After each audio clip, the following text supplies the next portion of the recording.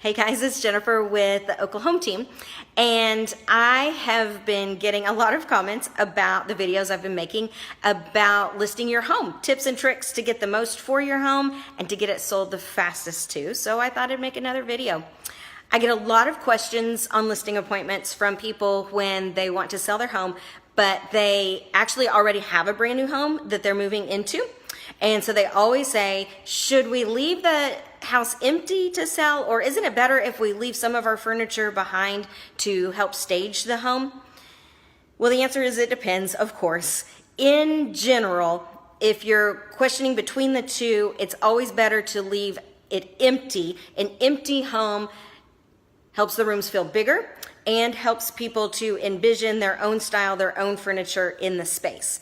Plus, a lot of times the furniture that you can live without in your brand new home is the old furniture that you've had since like college days, or the bachelor pad furniture. And so if it's not new and contemporary, it's actually just going to date and to make the home feel older. So in general, better to have nothing. However, the times that it is a good idea to stage the home is when you have a room or rooms that are flex spaces. So unlike a master bedroom or a kitchen, they could be used for a couple of different purposes. So for instance, I wanted to show you this house as an example. So this is a beautiful home that we have listed. The couple has already moved out. They have a beautiful new home on the lake that they've moved to.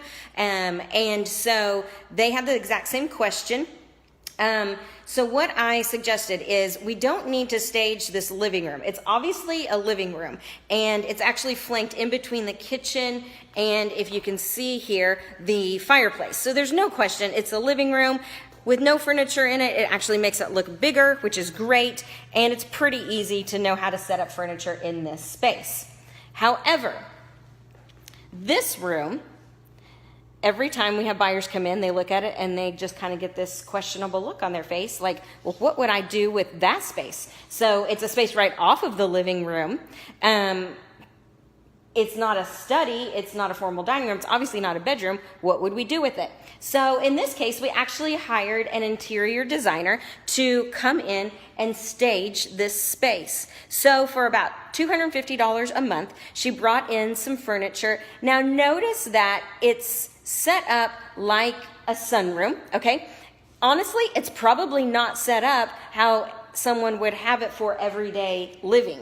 Instead, what it does is it just gives a couple of pops of color. It gives a personality to the room.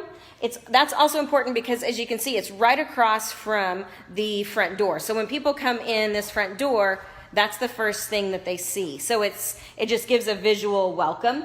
And it kind of shows people, okay, I could set this up as kind of a sitting, reading room. It just could be a second living space. So it gives them an idea of what to do with that room so that then they can kind of move on to other rooms. Another room that we also furnished is this other space that really flanks on the other side of the living room and is open. The homeowners used it as a library. They lined the walls with bookcases and books, which would work just fine. But the reason that we set it up as a formal dining room is the floor plan was built with this as a formal dining room space. You can tell with the light fixture in there, it works really well as a formal dining room space.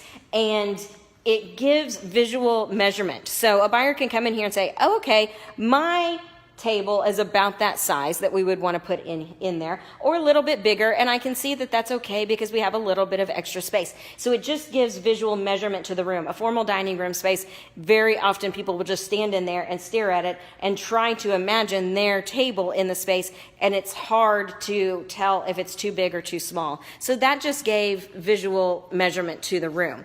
So you usually don't need to stage things like secondary bedrooms.